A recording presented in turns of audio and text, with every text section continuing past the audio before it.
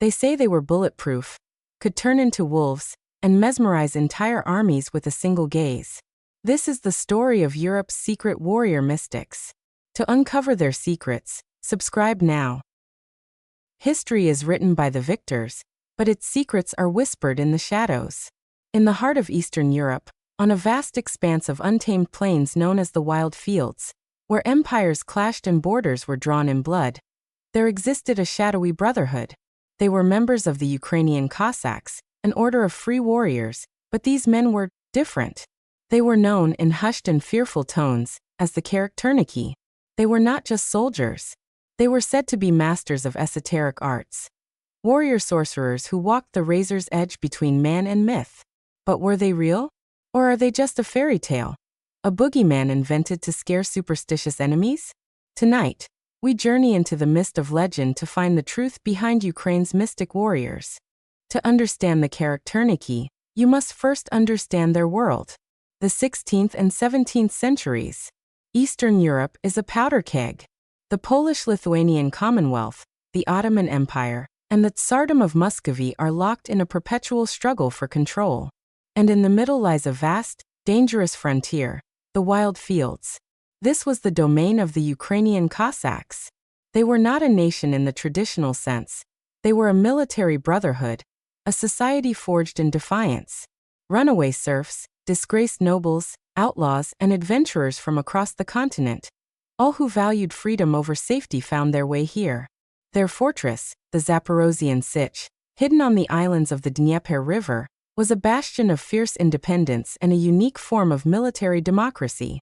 But to survive here, surrounded by hostile empires and the constant threat of Tatar raids, courage and a sharp saber were not enough. To survive the Wild Fields, you needed an edge. You needed the Kharakternyky. The name Kharakternyky is deeply symbolic. It comes from the word charakter, meaning character or spirit. But in this context, it means something more. An indomitable will. An inner power that has been unlocked and cultivated through years of intense physical and spiritual training. This training, a closely guarded secret, was said to trace its roots back to the pagan priests, the folks of ancient Kievan Rus. It was a path that only a select few could walk. Legends claim this power granted them abilities that seem to come straight from a fantasy novel. So let's examine these alleged powers one by one, and try to separate fact from fiction. The most famous, most whispered about power of the Kharakternyky was their supposed invincibility. It was said they could not be harmed by conventional weapons. Ottoman chroniclers and Polish soldiers wrote with a mix of terror and disbelief about Cossack commanders who seemed to walk through hails of musket fire completely unscathed. Legends are filled with stories of Kharakternyky who would catch bullets in their hands, or of blades shattering against their skin. Was this literal magic? A divine protection? The answer is likely far more complex and even more impressive. Firstly, there's the power of reputation. If your enemy believes you are a sorcerer who cannot be killed, their hands will tremble. Their aim will be unsteady. Fear is a weapon, and the Kharakternyky were masters of wielding it. Secondly, we have psychology and skill. A master warrior develops an almost supernatural sense of battlefield awareness. They anticipate an enemy's move before it's made. They move in ways that make them an impossibly difficult target. What looks like a bullet magically swerving might actually be a masterfully timed sidestep. But there might be a physical secret, too. Cossacks were known to wear telyags, special shirts woven from multiple layers of silk or hardened leather, which they sometimes wore hidden under their outer garments.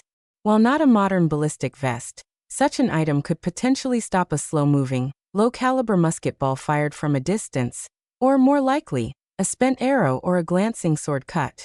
Imagine a soldier seeing a bullet hit a Cossack's chest, only for the warrior to laugh it off. The soldier doesn't know about the hidden armor. All he sees is black magic. And that story spreads like wildfire. If invincibility made them terrifying tanks, another ability made them the perfect spies. Shapeshifting. Legends, particularly those recorded by their enemies, claimed that Kharakternyky could turn into wolves. This skill was known as larpatunstvo. It allowed them to infiltrate enemy camps, gather intelligence, and sow chaos from within, all under the guise of a wild animal. The connection to the wolf is ancient. In Slavic mythology, the wolf is a creature of immense power, a guide between the world of the living and the world of spirits. A warrior who could channel the spirit of the wolf was seen as someone who had transcended the boundaries of the mortal realm. Now, did they literally change their DNA? Almost certainly not. But did they become the wolf? In a practical sense, yes.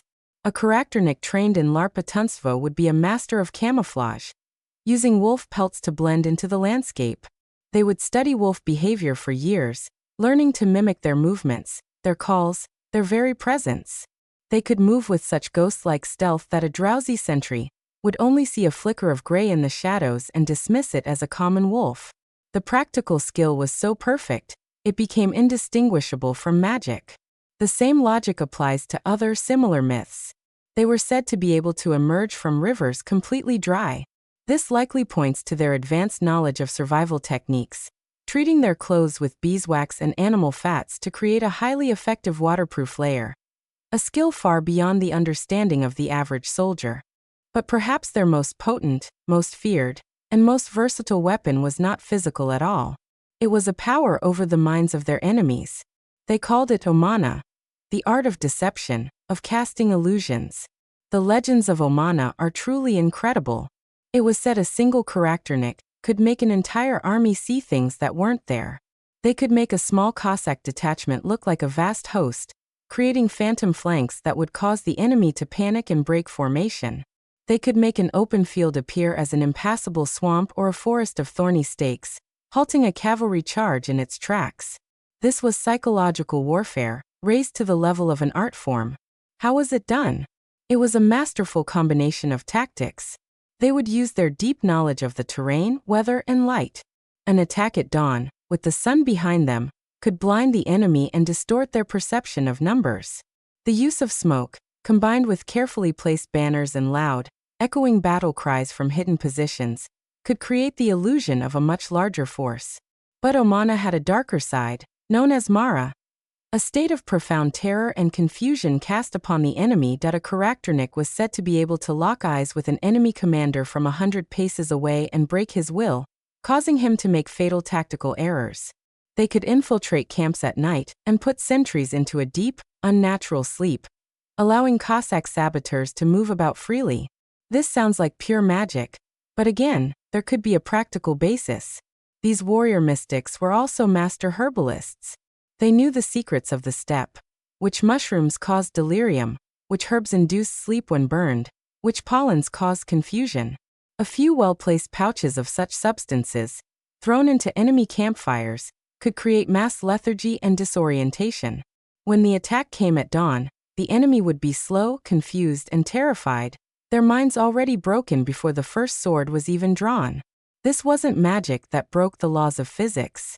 It was a deeper magic, a perfect, terrifying understanding of the laws of nature and the frailties of the human mind.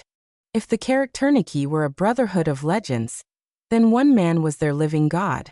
A man whose historical reality is even more incredible than the myths that surround him. His name was Ivan Sirko. For over 2 decades in the turbulent late 17th century, he was the Koshovyi ataman, the supreme commander of the Zaporozhian Sich. He was a real person. He signed treaties, led armies, and shaped the politics of Eastern Europe. And he was, by all accounts, a military genius of the highest order. He led the Cossacks in over 60 battles, from daring raids into the heart of the Crimean Khanate to massive field battles against the Ottoman Empire. And he was never, not once, defeated.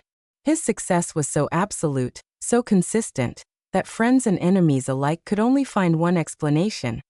Ivan Sirko was not just a man. He was the greatest and most powerful Kharakternyky who ever lived. The legends about Sirko began at the moment of his birth. It was said he was born with a full set of teeth, a fearsome omen. As a baby, the story goes, he ignored his mother's milk and instead crawled to the hearth, grabbed a still glowing piece of coal, and put it in his mouth without being burned. This was taken as a sign from the heavens. This boy would consume his enemies with fire. As he grew, so did the tales of his power. His enemies, the Ottoman Turks and the Crimean Tatars, did not call him by his name. They called him Urish Shaitan, the Rust Devil. They believed he was a powerful sorcerer who could control the weather, summoning storms to bog down their armies or calling for clear skies for his own campaigns. They claimed he could understand the language of birds and beasts, giving him perfect intelligence on enemy movements. And they, too, believed he was a master of larpatunstvo, the art of shapeshifting, prowling their camps at night in the form of a great white wolf to learn their plans and spread terror among their sentries. But nothing captures Sirko's spirit more than his legendary reply to the Ottoman Sultan Mehmed IV. The Sultan, one of the most powerful men in the world, sent Sirko a letter demanding his submission. The letter was arrogant, listing the Sultan's many grand titles: brother of the sun and moon, grandson and viceroy of God, ruler of all the lands, and so on. Sirko's response, written collectively with his brothers in arms, has become a masterpiece of psychological warfare, a monument to defiance. He addressed the Sultan not as a ruler, but as a devil. The letter reads, voiceover tone changes, becoming mocking and defiant. O Sultan, Turkish devil and damned devil's kith and kin, secretary to Lucifer himself, what the devil kind of knight art thou, that canst not slay a hedgehog with your naked ass? The devil shits, and your army eats. Thou shalt not, thou son of a whore, make subjects of Christian sons. We greet thee. We do not know the date and have no calendar. The moon is in the sky, the year is in the book, the day is the same here as it is there. For this you may kiss our ass. Voiceover returns to normal. This wasn't just an insult. It was a declaration of absolute fearlessness. It was a message from a man who did not see an emperor, but just another mortal. A man who believed his own power was greater than any earthly crown. But the most powerful, most terrifying legend of Ivan Sirko surrounds his death. After a lifetime of war, the old Ottoman knew his time had come. He gathered his most trusted commanders, his sworn brothers, and gave them one final, chilling command. After he died, they were to bury his body, but they were to cut off his right hand, the hand that had signed treaties and wielded his saber in 60 victorious battles. They were to preserve it, and carry it with them into every battle as their standard. His brothers wept, but they obeyed. For years after Sirko's physical death, his presence remained on the battlefield. At the most critical moment of a fight, the Cossacks would raise the mummified hand of their dead father, crying out in one voice, Sirko's soul and hand are with us. And the effect was devastating. Their enemies, who already believed Sirko was a sorcerer, were now faced with undeniable proof that not even death could stop him. Their morale would shatter. They would break ranks and flee, convinced they were fighting not an army of men, but a legion of the damned, led by the hand of a ghost. They believed his power, his character, remained in that hand, a talisman of victory, a symbol that the will of a true Kharakternyky is stronger than death itself. So, after this journey through myth and history, what is the verdict? Were the Kharakternyky real? Yes, they were undeniably real men. But they were not wizards who broke the laws of physics. They were something far more interesting. They were the special forces of their time, the intelligence officers, the psychologists, and the most elite warriors of the Cossack host. Their magic was simply skill, honed to a level that seemed supernatural to the common person. Their invulnerability was a combination of reputation, psychological dominance, and hidden technology. Their shapeshifting was the ultimate expression of stealth and knowledge of the wild. Their mastery over the minds of their enemies was a terrifyingly effective application of strategy, deception, and natural pharmacology. They were men who understood that a battle is won in the mind before the first shot is ever fired. The greatest power of the Kharakternyky was the legend itself, a weapon they carefully cultivated and ruthlessly deployed. They are a powerful reminder that sometimes, the line between history and myth is not a line at all, but a mist that still lingers over the wild fields of Ukraine. For the true character, that indomitable will, that deep connection to one's land, and the fierce drive to defend it against all odds, is not a supernatural power, it is a human one. And that spirit, the spirit of the Kharakternyky, is not dead. It lives on, a timeless echo in the soul of the land and its defenders.